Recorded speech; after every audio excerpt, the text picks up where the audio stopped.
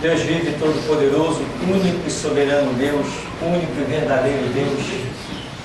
Nós te glorificamos, ó Deus, por te conhecermos e por sermos conhecidos do Senhor, como aqueles que anseiam por fazer a tua vontade e andar segundo a tua palavra, que é lâmpada para os nossos pés e luz para o nosso caminho. Ó Deus, conhecemos a tua palavra porque o Senhor se tem revelado a nós.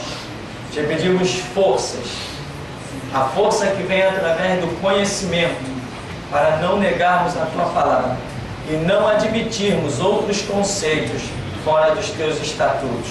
Por isso, implanta em nós, Senhor, a graça, a unção e o conhecimento, de maneira que o teu nome possa ser glorificado em todos os dias da nossa vida.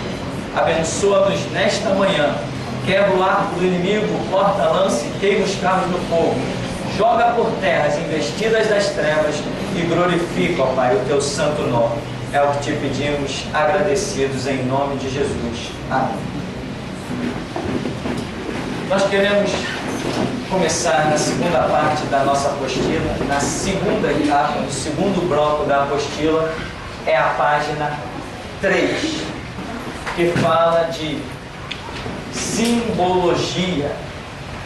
E nós aí começamos com a simbologia, ou melhor dizendo, página 3 não, página 2, símbolos, na página 2 do segundo bloco da apostila, na página 2, onde aí tem várias palavras que eu cataloguei com os seus diversos significados, mas aqui não está tudo. Logicamente, a Bíblia é muito rica, muito ampla. Tem coisas que na época eu não lembrei de colocar aqui, tem coisas que na época eu não sabia o significado para colocar aqui, tem coisas que nós fomos aprender depois, vamos descobrir depois, porque assim é a vida cristã. Você começa conhecendo um determinado nível, mas se você vai se empenhando, vai buscando, vai caminhando, a revelação vai acontecendo dia após dia. Assim funciona o cristianismo, né? Então, isso serve apenas para nós sabermos que o senso crítico no meio evangélico é perigoso. É muito perigoso. Paulo diz assim, se vos deixar circuncidar, caíste da graça, não tendes paz, não tendes parte com Deus.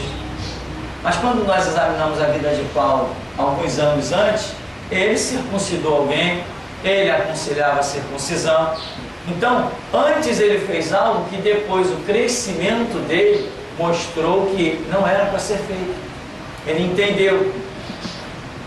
Qual é o alerta? O alerta são as pessoas novas que entram dentro das igrejas evangélicas e já chega com um senso crítico. Eu conheci uma mulher que ela era prostituta mesmo, né? Ganhava vida no comércio, na prática sexual. E um dia, já conhecia essa pessoa de muito tempo, e um dia encontrei com ela, e ela falou assim, não, eu estou frequentando uma assembleia, mas tem coisa que eu não concordo. Aquele negócio de roupa, de cabelo, eu não concordo com aquilo. Veja bem, que ao meu ponto de vista, a pessoa estava até certa.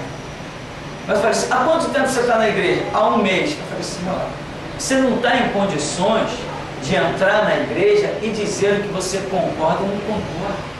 Você está vindo de um mundo completamente reprovado. Agora que você está conhecendo o Evangelho e já quer estar dentro da igreja discutindo com as pessoas do que é certo e do que é errado, não é tempo ainda para isso.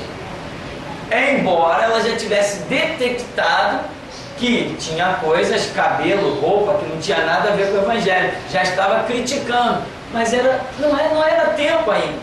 Ainda tem que se caminhar muito, porque o Evangelho, ele não pode ser esquadrinhado no que eu penso, no que eu acho. Então, o que a pessoa disse assim? Um mês de igreja, ela ainda não tinha lido nem Mateus capítulo 1. Então, ela já chegou dizendo, eu não concordo. Não tem fundamento. O simples fato de eu dizer eu não concordo não vale nada. Eu tenho que abrir a Bíblia e dizer assim, está escrito aqui, eu não concordo porque está escrito aqui. Agora eu dizer eu não concordo é lixo. Eu não concordo é apenas uma concepção minha. Essa concepção pode, por sorte, estar correta, mas fundamentalmente ela não existe. Porque eu não tenho prova bíblica para falar da minha concordância ou discordância. Então, as simbologias e as revelações que vêm no dia a dia são um alerta. Às vezes as pessoas chegam aqui nesse ministério e ouvem uma pregação, como foi realmente o caso de uma pessoa, ouviu uma pregação. A pessoa veio, o ministério existe há 10 anos. Cada dia nós pregamos coisas diferentes. Estamos caminhando há 10 anos com 3 cultos na semana. Se for contar o seminário, soma 4 atividades da igreja na semana. A pessoa entrou. Um dia, ouviu uma pregação e saiu dizendo, eu não concordo com aquele ministério. É muita ousadia. O ministério que sobrevive há 10 anos, a pessoa ouviu 30 minutos de uma pregação e saiu dizendo que não concorda. Muita gente disse isso diante de Jesus. Esse Nazareno aí é rei de meretriz, é rei de vagabundos, é rei de pobres. Muita gente sem conhecer Jesus, lembra que Nicodemos defendeu Jesus no Sinédrio? Para Caifás, mas a nossa lei condena um homem sem primeiro o ouvir. Eles já estavam com um pré-julgamento e Caifás já tinha decretado que Jesus já era digno de morte. E Nicodemos está defendendo, mas a nossa lei vai condenar um homem, nem ouvimos ainda ele. Esse é o pré-julgamento que não pode existir no nosso meio. Nós temos que caminhar. O que antes eu não concordava, hoje eu acabo concordando. O que antes eu concordava, hoje eu acabo não concordando. Tem pregadores aí na mídia que eu dizia assim, esse cara é o máximo, esse é o bom. E hoje eu digo, esse cara é um lixo. Por quê? Porque quando eu dizia que ele era o máximo, eu tinha lido Mateus. Hoje eu já li a Bíblia toda. Então é diferente. A revelação, o conhecimento, faz eu reprovar o que antes aprovava e faz eu aprovar o que antes reprovava. Isso é normal. Agora, quando a gente é precipitado em falar, a gente perde a graça e entra em juízo. Por isso que nesse ministério nós somos sempre aconselhados a orar. Não concordo, vou orar. Jesus, tu concorda? Aí Jesus diz assim, não, eu concordo, então eu vou ficar na minha, não entendi ainda. Aí você nunca erra. Quando você consulta Jesus, que é chamado de um maravilhoso conselheiro, quando você consulta Jesus, você nunca erra. Mesmo quando você não entende. Como já aconteceu comigo, 23 anos de caminhada. Será que aquilo ali é uma verdade? Não, aquilo ali está errado, vou orar. Quando fui orar, ora, Jesus fez silêncio. Se Jesus faz silêncio, é melhor eu também ficar em silêncio. Quando ele diz, não, está errado, é isso, isso e isso, e eu te autorizo a falar, opa, porque às vezes ele pode dizer assim, está errado, mas fica na tua. Porque ele é Senhor. Às vezes ele me mostra alguma coisa errada, mas não me autoriza a falar. Ao contrário de muita gente por aí. Não, a Bíblia diz sim e fulano praticou o não. Está errado, então pau nele. Servo não fala pelo que acha. Servo só pode falar pelo que recebe ordem. Hoje eu sou o pastor que aponta o dedo na cara de todos os outros pastores que se envolveram na política.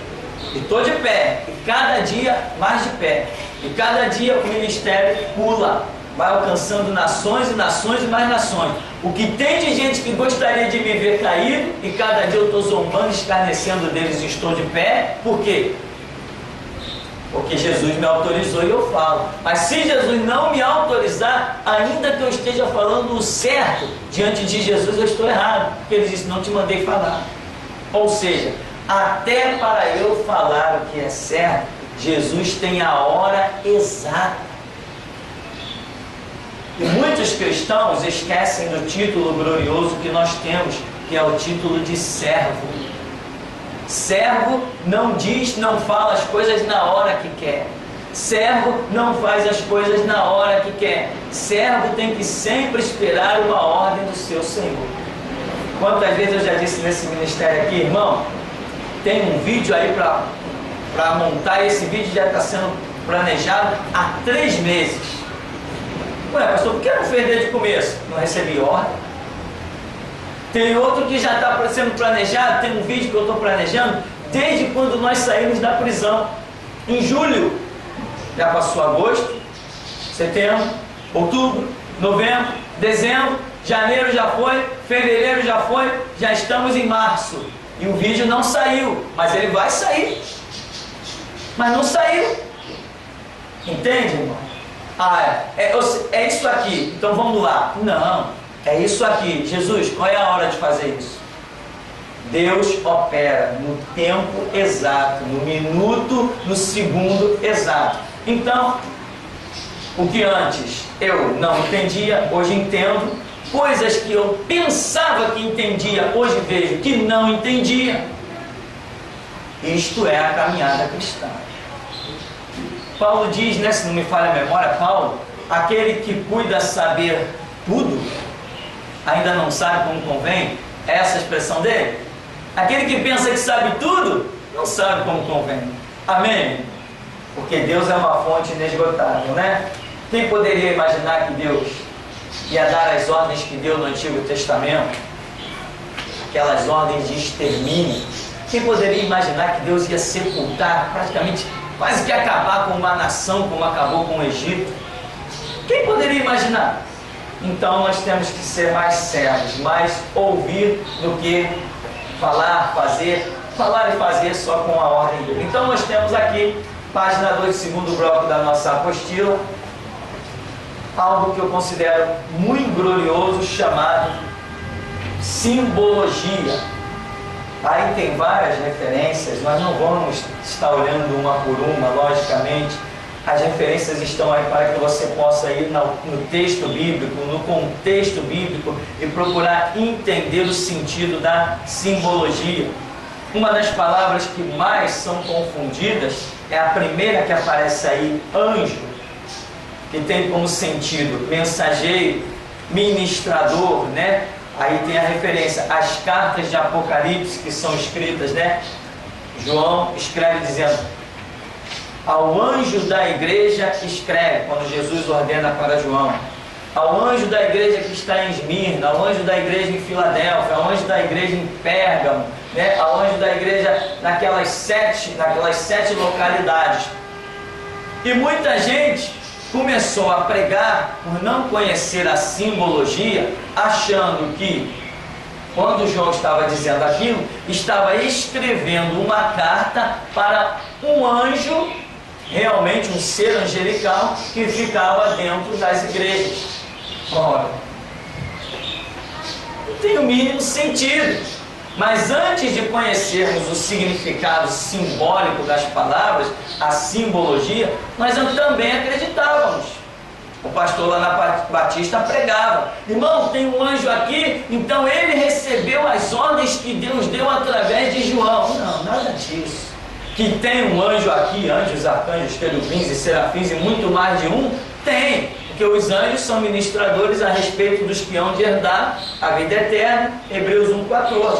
Agora, que anjo vai receber ordem através de cartinha, que anjo vai receber ordem através de pregação de púlpito, isso aí é, como diz no ditado popular, né? Viajar na maionese.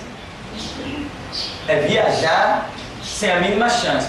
Então nós vemos que anjo é símbolo de lideranças espirituais, dentre outras coisas. Então, quando João está dizendo, Jesus está mandando João escrever ao anjo da igreja de Laodiceia, por exemplo, ele está mandando uma carta para a liderança daquela igreja. Isso nós descobrimos através da simbologia. Enquanto a simbologia não nos foi revelada, nós achávamos que realmente era uma carta escrita para um anjo. Cá entre nós, né? Tem que ser muito burro para isso. E eu fui. Ou seja, depois caminhamos, agora não sou mais burro, pelo menos nisso aí eu não sou, mas já fui, eu acreditei que realmente o João tinha escrito para o anjo. Aqui nós vemos também, ainda nessa primeira parte, né? Que eu digo assim, o anjo referido em Êxodo 23, 20 e Êxodo 33 é simplesmente Josué, substituto de Moisés. Por quê? Nessa passagem bíblica, quando você está estudando o Antigo Testamento, algumas coisas começam a dar um nó na sua mente. E se você não tem certas informações, você fica completamente perdido, sem saber para onde direcionar os seus pensamentos. Aí daqui a pouco você vê um desses pastores renomados, PhD, doutor em divindade por aí afora, falando certas coisas, você acaba concebendo aquela ideia, o que é errado. Você não tem que conceber nenhuma ideia, nem se você acha que o camarada está sentado à destra do Todo-Poderoso. Você não tem que conceber a ideia. Que tudo que você ouve, existe um negócio chamado testificação do Espírito Santo.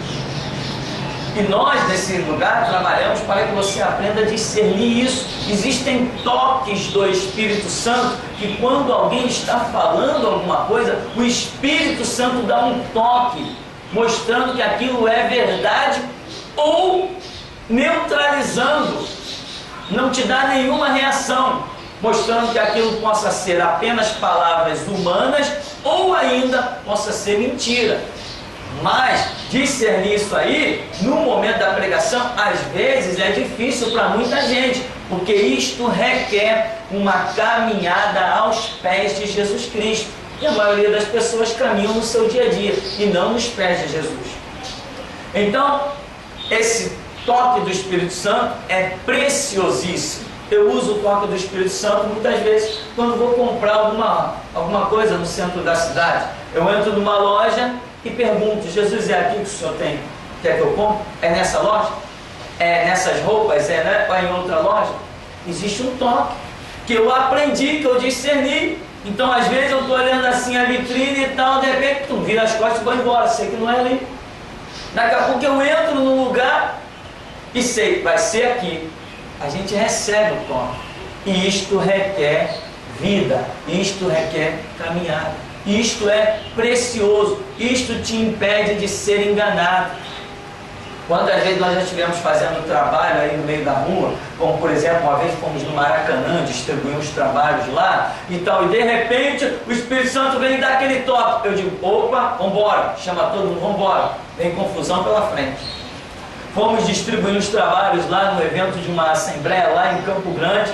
Daqui a pouco o Espírito Santo falou assim, deu aquele toque, eu falei: pô, esse toque é retirada. Vambora, gente, vambora. Quando olhamos, vi os camaradas já tudo lá descendo as rampas da igreja, tudo pronto para ser cristão, né? Arregaçando a manga e outras coisas mais. Então, não que a gente tenha medo de ninguém, nada disso. A rua é pública, amém? Mas nosso trabalho não é criar confusão desnecessária. Quando Jesus diz assim: suscita a briga, vou operar no tumulto, vou operar no vendaval, opa, é comigo mesmo. É comigo mesmo. Só digo pro pessoal: irmão, se prepara que a coisa vai ser feia. Acabou, mas ninguém vai sair. E vamos em frente. Essas coisas são preciosas. O toque, o relacionamento que a gente desenvolve com o Espírito Santo, isto é muito precioso. Então, você não pode aceitar apenas que alguém tenha pregado. Existe a testificação do Espírito Santo, como diz Romanos 8,16, o Espírito Santo testifica com o nosso espírito. E também existe Mateus 6, né? Mateus 6,6. Tu quando orares, Mateus, e também Jeremias 33,3, né? Clama a mim e responder-te. Essas coisas, esse chamado de Deus ao contato com Ele, é justamente, irmão, quando você ouve alguma coisa e não consegue de imediato discernir. Ou, mais ainda, você não deve se precipitar em discernir. Ouviu? Vai dobrar os joelhos. Jesus, o que eu ouvi aqui é verdade ou é mentira? Já preguei mensagens nesse púlpito, que no final da mensagem eu disse para a congregação: irmão, o que você ouviu aqui, você não tem que decidir se o que você ouviu foi verdade ou foi mentira. Você tem que agora ir para a oração. Se Deus te disser o que você ouviu aqui foi verdade, fique com a verdade. Se Ele te disser que o que você ouviu aqui é para jogar no lixo, jogue no lixo. Por quê? Porque a mensagem foi algo fora do comum, estarrecedora, coisa que ninguém está pensando, coisa que ninguém está imaginando. E isso aconteceu muito quando eu estava pregando que o objetivo de Deus com este ministério não era proclamar a paz, era proclamar a guerra, era suscitar contendas. Jesus queria causar dissensão. Então, no final das mensagens, eu chegava ao ponto de dizer isso: não conclua nada do que você ouviu, vai orar. O que o teu Deus te disser, isto é a verdade. Então, meu irmão, esses toques todos são importantes e a simbologia me tem ensinado muitas coisas. Eu creio que se você procurar caminhar, vai também discernir muitas coisas, principalmente para este final de tempos. Nós estamos no final de tempos. O número de mortos agora no Chile pulou não sei nem para quantos. Foram descobertos não sei quantos mais mortos, não sei aonde. Olha o número de mortos entre maremotos e terremotos. Nos últimos 20 anos, ele está somando 1 milhão, quase chegando a 300 mil. Você quer experimentar? Tenta contar até 1000. Só até 1000, tenta contar até 1000. Você vai ter ideia da quantidade do que são mortos em 1 milhão e 300 mil mortos nos últimos 20 anos nas tsunamis, né, aquelas ondas gigantes, e nos terremotos que têm acontecido. A simbologia, ela é muito importante para o discernimento desse final de tempos, em que eu, por causa da simbologia, estou afirmando a minha fé e o meu conhecimento me diz: Jesus Cristo volta no século 21. Outra coisa, os terremotos agora estão acontecendo assim: tremeu o Chile, dias depois tremeu São Paulo, dias depois tremeu o Japão, dias depois tremeu a Europa, dias depois tremeu Manaus, dias depois tremeu os Estados Unidos. Jesus falou disso, não falou? Jesus não falou que, olha, vai ter um terremoto. Ele falou, vai ter terremoto para tudo que é lado. E é o que nós estamos vendo hoje. Exatamente. Nunca se viu tantos terremotos como nos últimos dias. Nos últimos 7 anos, nós tivemos, desse número de 1 milhão e 300 mil que eu coloquei aqui, nos últimos 7 anos, foi que teve o maior número de mortos. Nos últimos 7, na Turquia, houve uma filmagem, houve um terremoto. Quando filmaram, meu irmão, não tinha uma casa em pé na Turquia. O país acabou o país, destruiu. No Haiti, foi agora recentemente, no Haiti, deu-se o número de... Qual foi o mesmo número do Haiti de mortos? 300 mil em um terremoto. 300 mil pessoas em um terremoto. Ah, Jesus falou, não falou? Haverá terremoto. Não, mas já tem anos que vem acontecendo terremoto. Sim, só que nos últimos 7 anos, os terremotos se espalharam por tudo que é canto. E tem mais. Agora, eu estava vendo a reportagem ontem, teve tsunamis novamente, aquelas ondas gigantes. Arrasaram aí, esqueci o lugar onde aconteceu. Nós estamos hoje vivendo aquilo que Jesus classificou como sinais que antecederiam a sua volta. E a simbologia bíblica, né, boa parte do que nós anotamos aí, me ensina que verdadeiramente Jesus Cristo volta no século 21.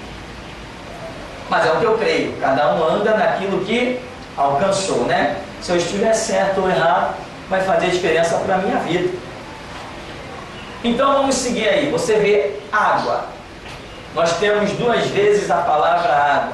que aparece igual a palavra e aparece igual a povos.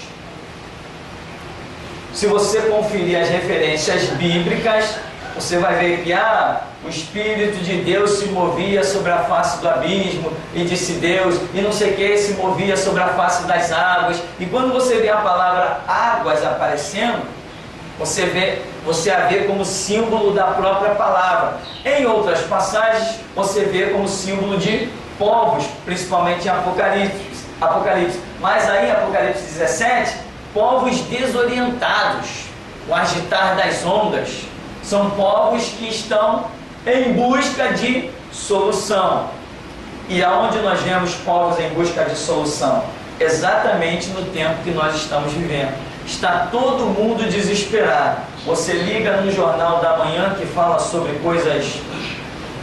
reportagens policiais, é um monte de gente dando entrada nos prontos-socorros com bala perdida.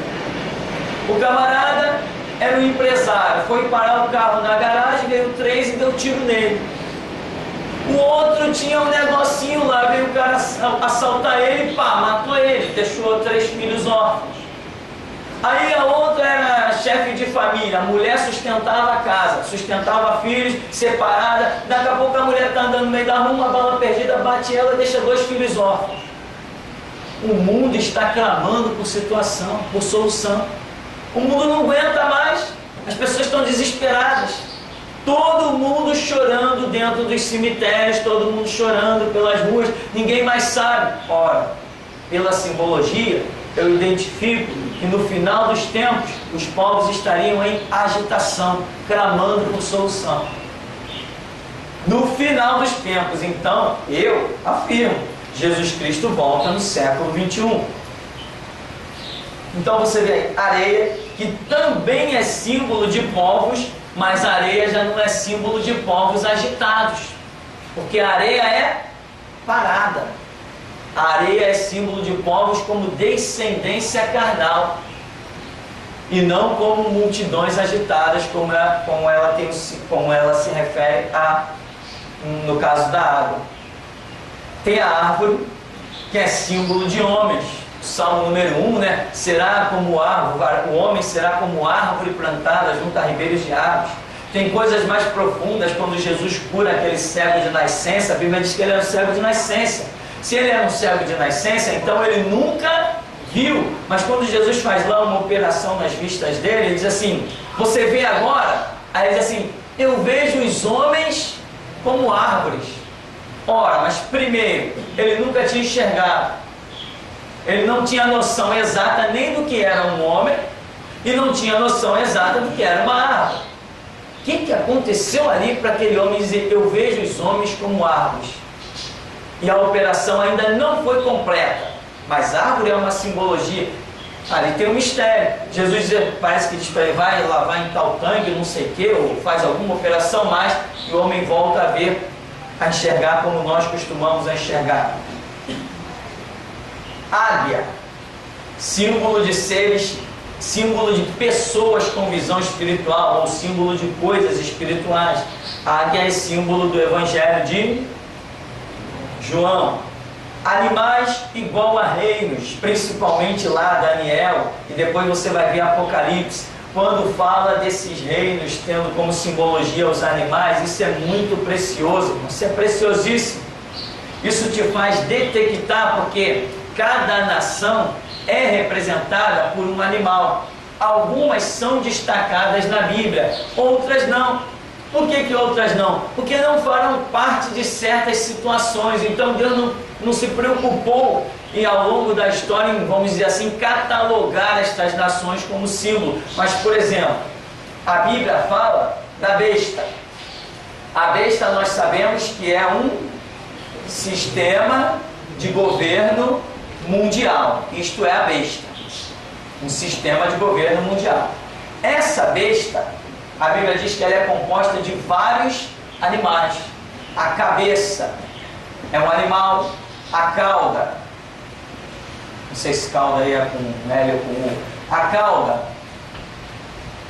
é de outro animal, os pés ou as patas já é de outro animal, o corpo em si, a estrutura do corpo, já é de outro animal. E a Bíblia fala que esta besta vai estar dominando no final dos tempos. Quem é a besta? Pela simbologia bíblica, eu começo a detectar quem são os países que vão fazer parte do sistema mundial do anticristo que vai dominar e perseguir os santos de Deus. Por quê? Uma das coisas principais aqui para mim é que ela tem pés de urso.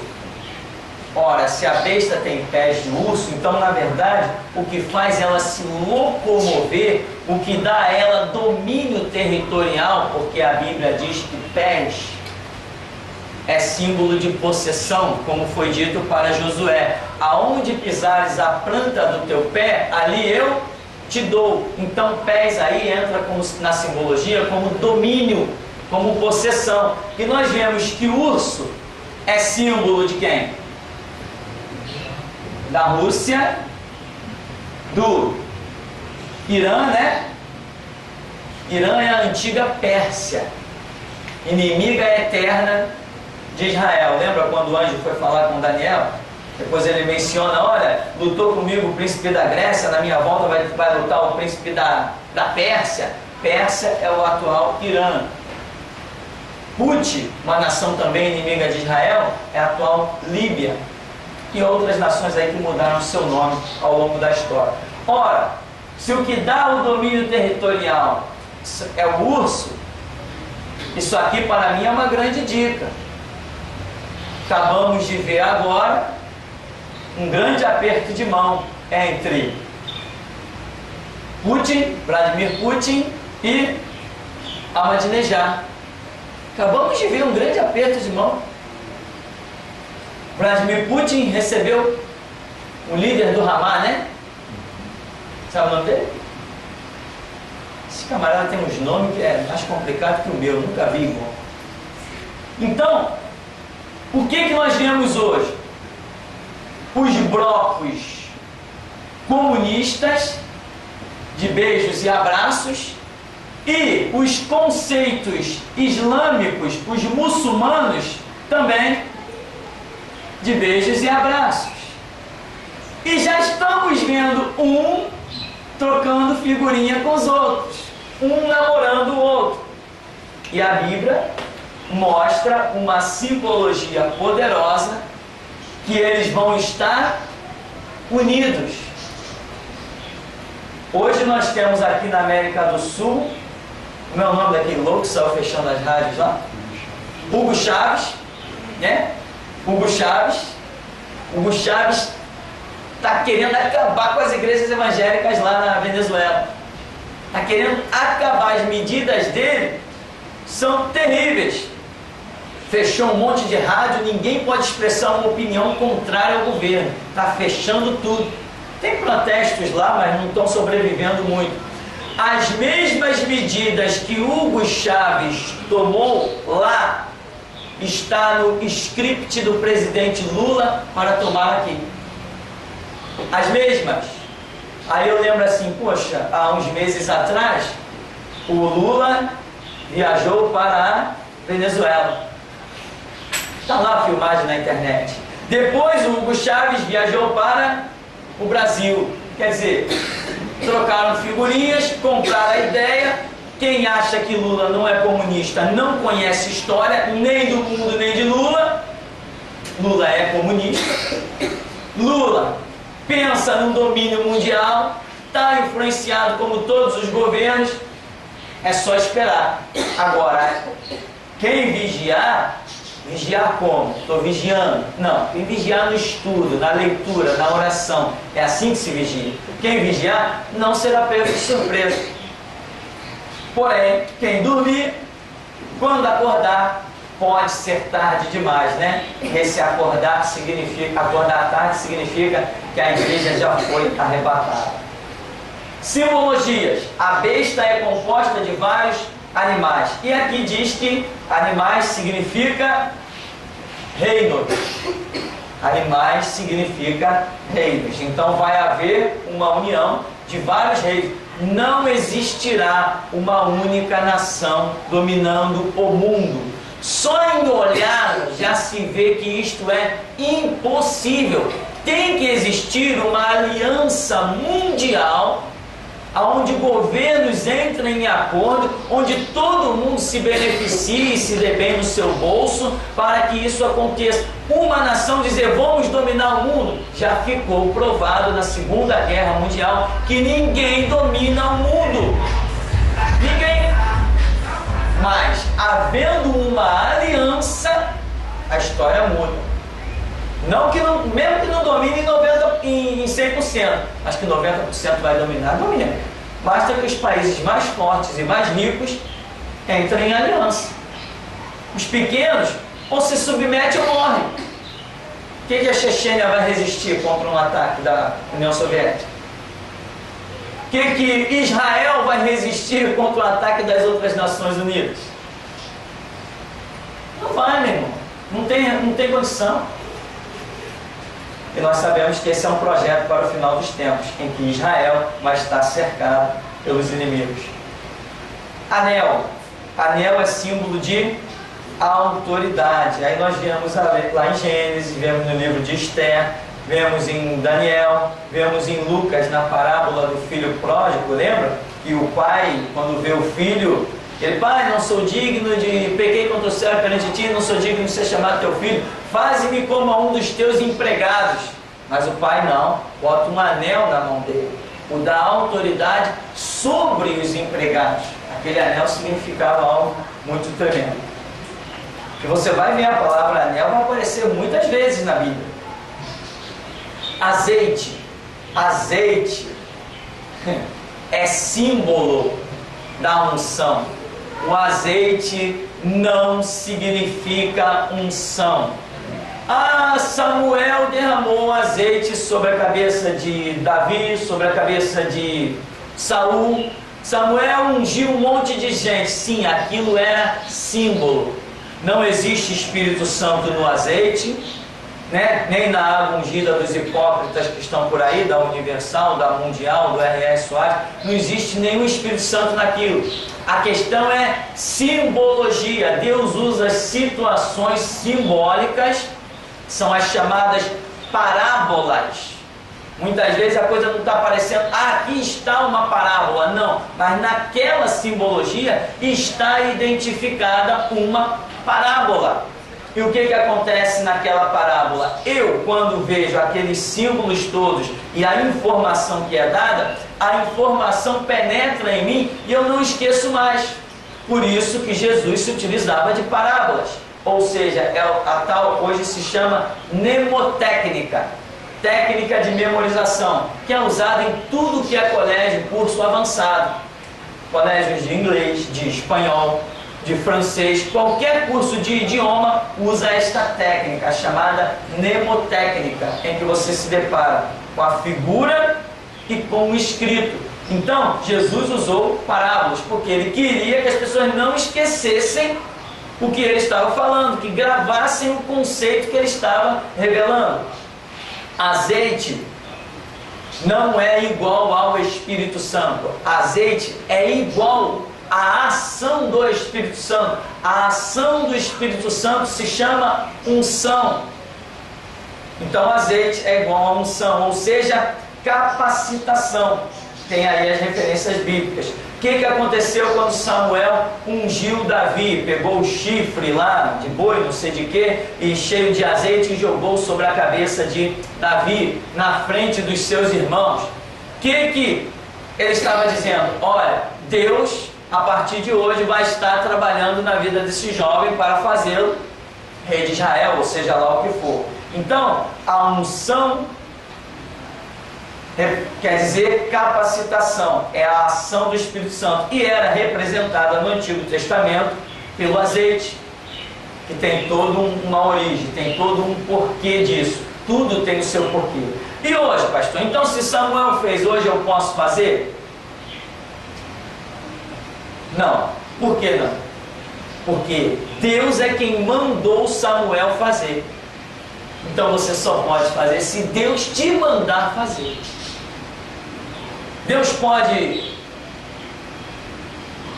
determinar orar numa peça de roupa e essa pessoa levar essa peça de roupa, e essa peça de roupa, quando for vestida em alguém, a cura acontecer?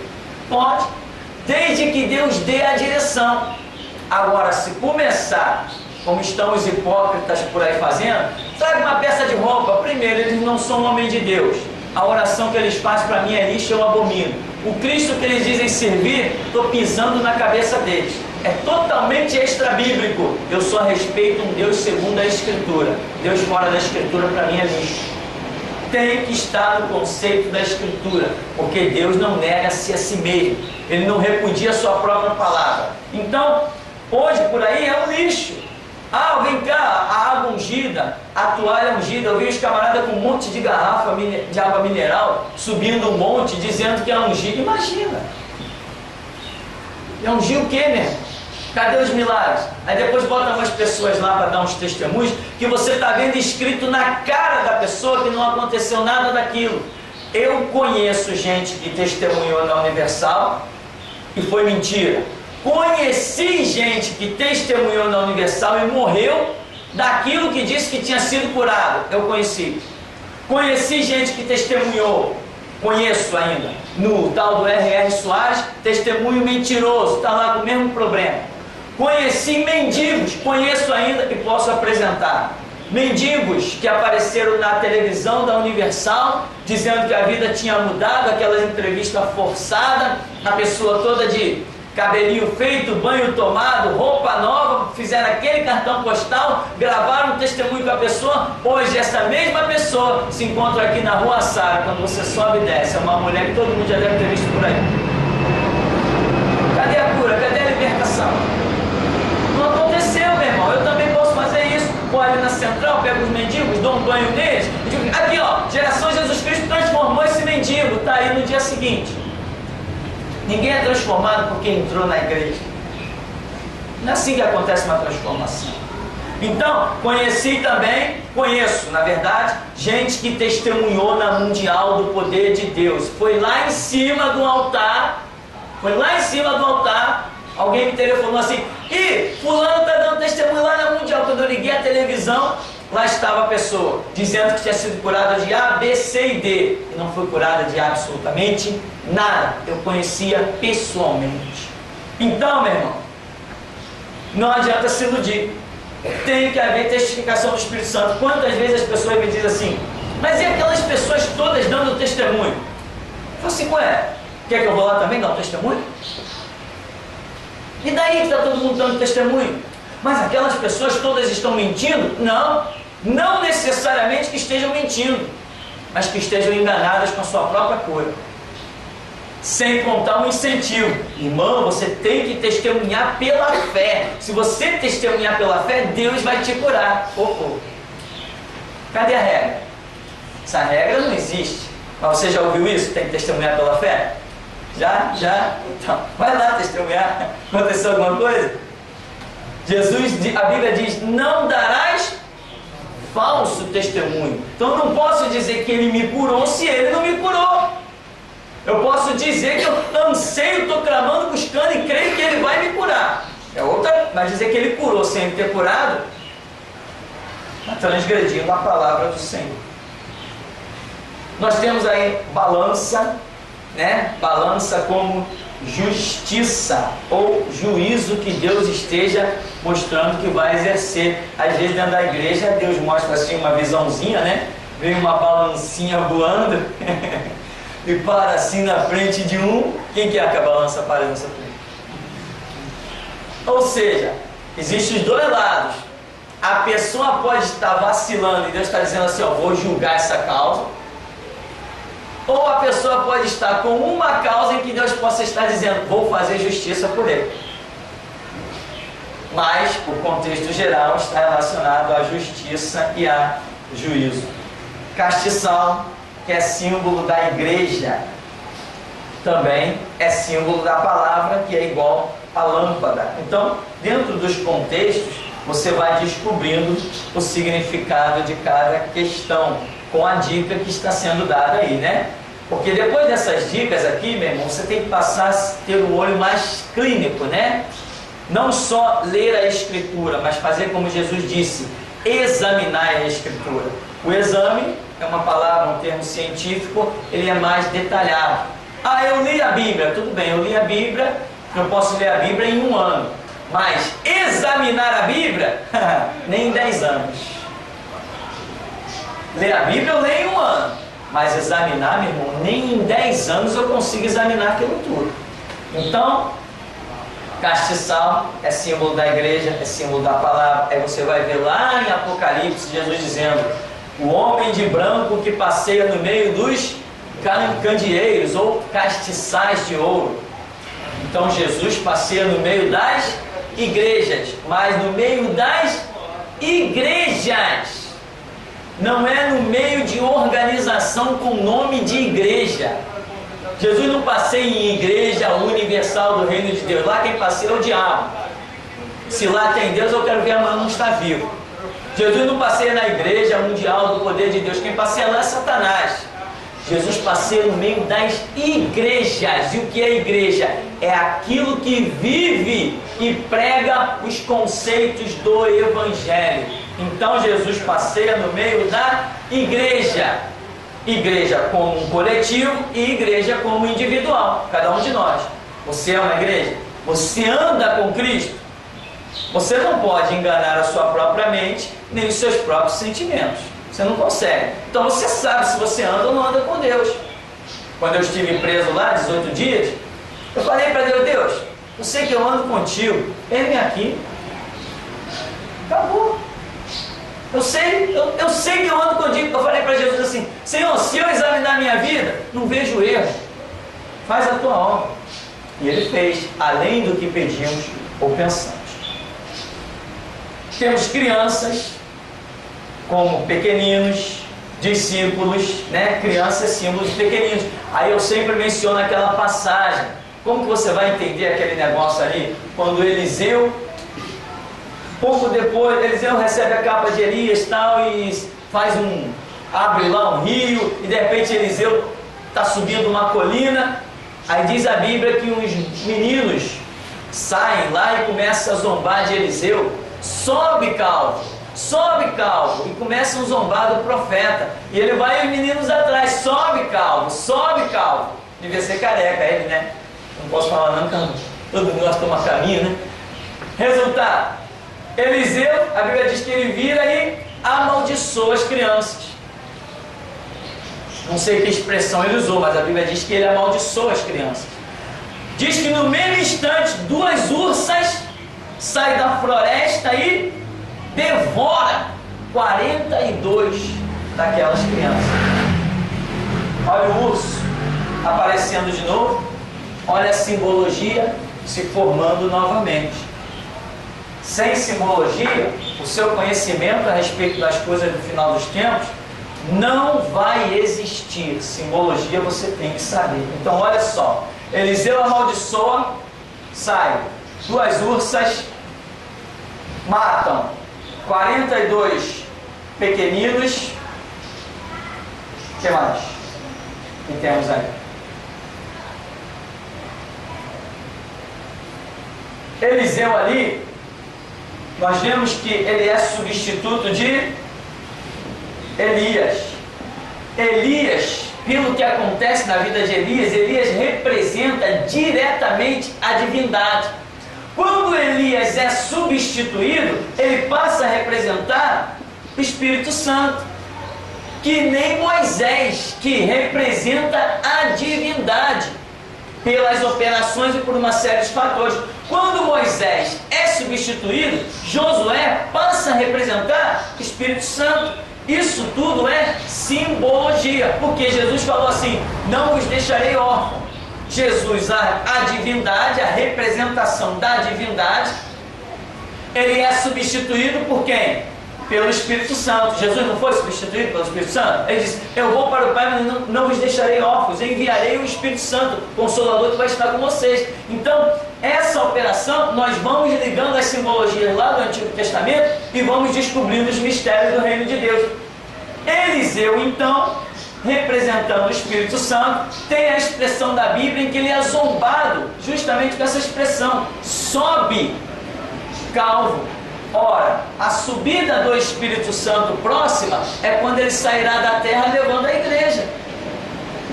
Só neste momento é que o Espírito Santo vai se ausentar da terra, quando subir, levando a igreja. Não é levando denominação, levando a igreja, aqueles que estão dispostos a morrer pela causa do Evangelho. É isso que é a igreja. Não é quem vai na igreja: eu estou precisando de um emprego. Está precisando de um emprego, vai numa agência de emprego, não vem na igreja.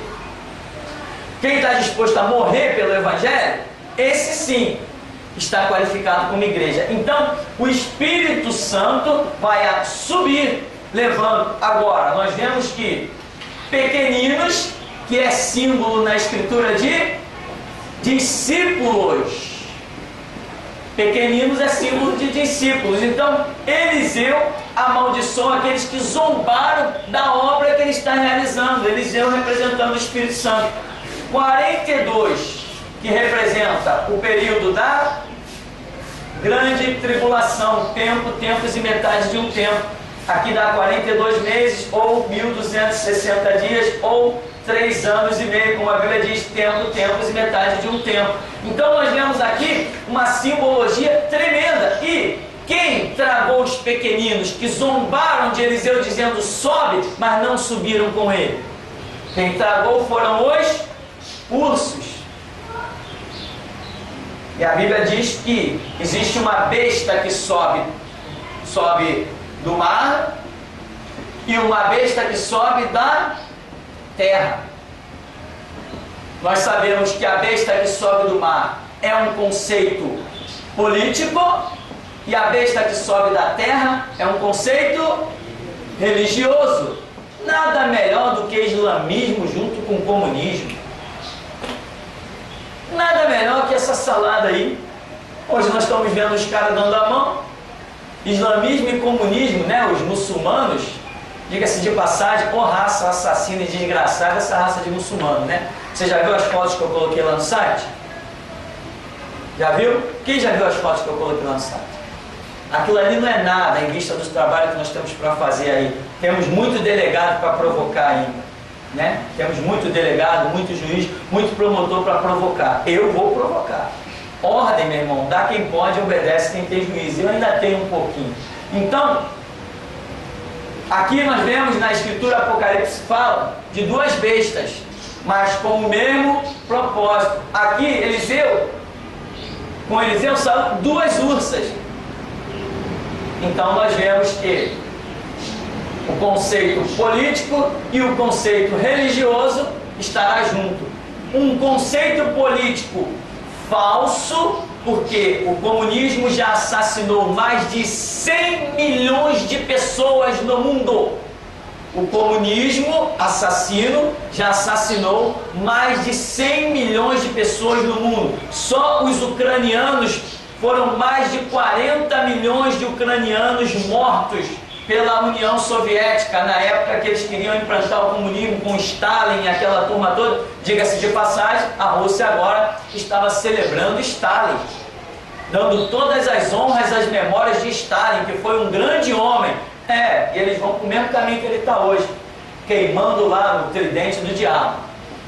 Comunismo é uma ideologia política assassina.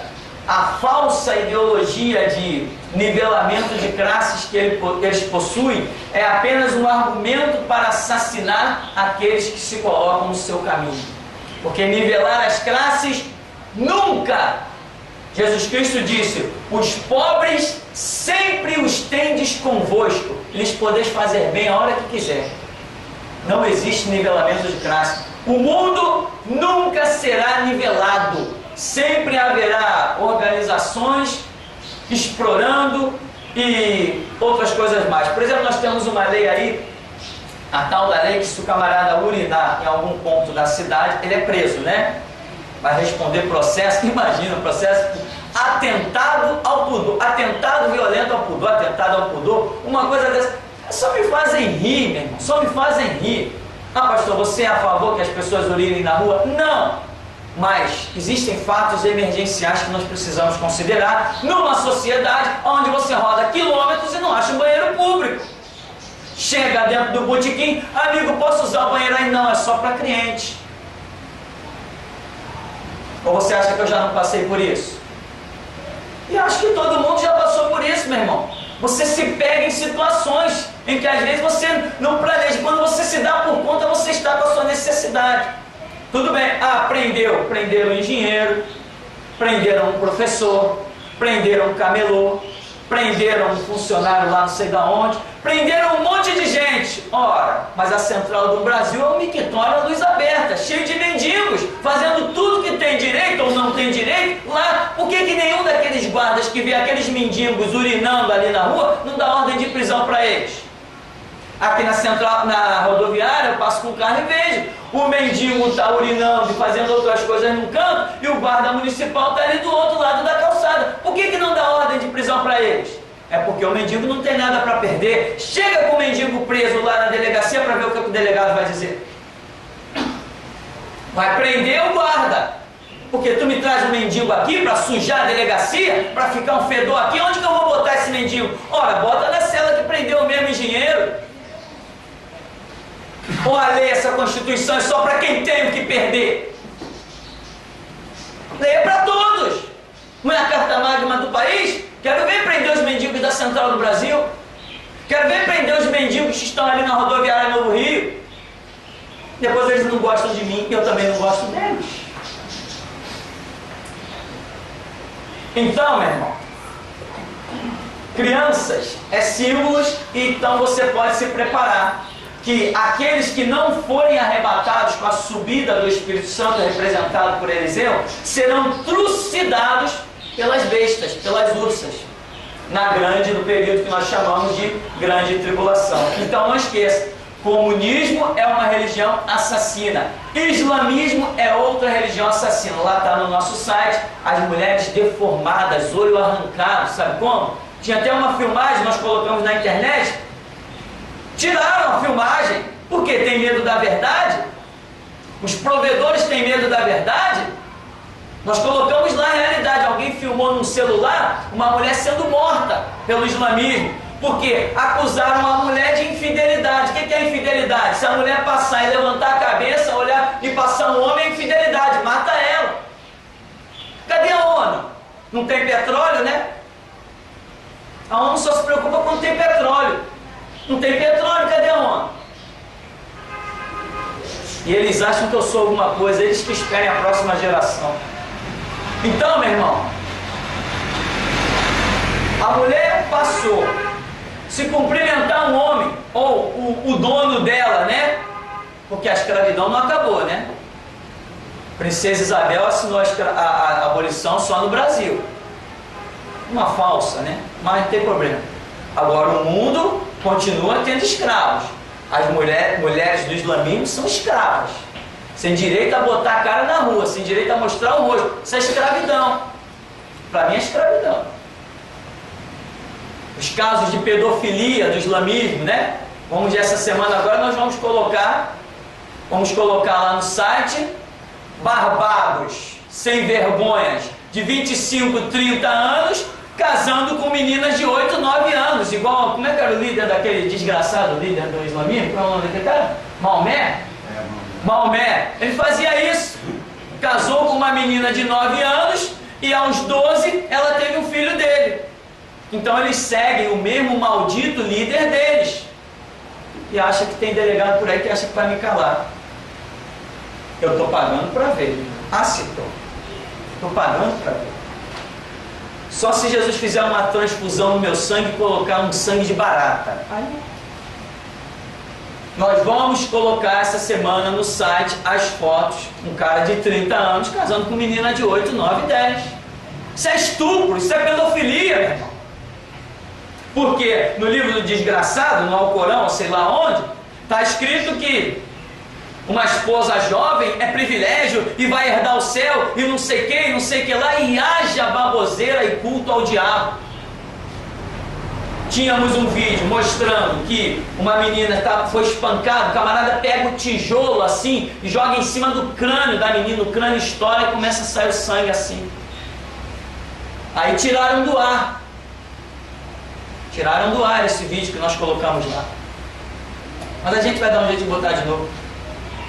Está lá também no site várias fotografias de mulheres que foram espancadas. Inclusive alguma até com a foto de como ela era, o rosto normal, e agora o rosto todo deformado, porque o camarada chega a dar chute na cara, não quer saber onde vai pagar. Os piores horrores das pessoas completamente deformadas, queimadas, tacam fogo nas pessoas. Cadê a ONU? Cadê os direitos humanos? Cadê a ONU que não teve coragem de me procurar quando o meu caso foi apresentado a ela? Por que nenhum jornalista tem disposição de me levar para uma bancada para fazer um programa ao vivo comigo? O que eu faço é eles engolir a câmera e o microfone deles. Por isso que ninguém me chama. Quando eu passei lá naquela rádio, naquele Templo do Diabo, como é que chama aquilo? Melodia. Por 15 segundos eu fiz a festa naquele lugar. Nunca mais me chamaram. O cara ligou desesperado. Olha, não vem mais na rádio não vem mais não. Eu falei, também não quero esse lixo. Ninguém me chama. Chamam outros que tem papa na língua, que não conhecem Bíblia, que não é templo do Espírito Santo, que tem medo da morte. Eu não tenho medo de nada disso. Então, meu irmão, a simbologia te ensina tanto o passado, quanto o presente, quanto o futuro. Tá? Temos ainda aqui, para nós pararmos no nosso intervalo, a palavra carne,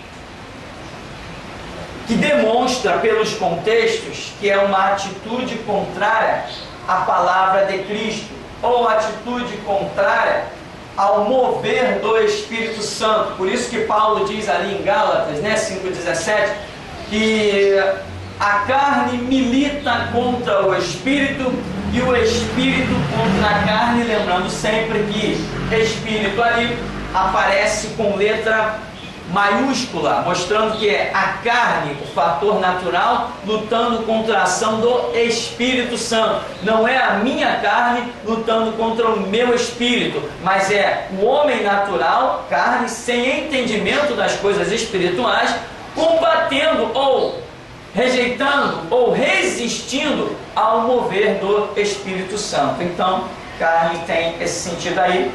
Vamos dar uma paradinha e já já a gente volta.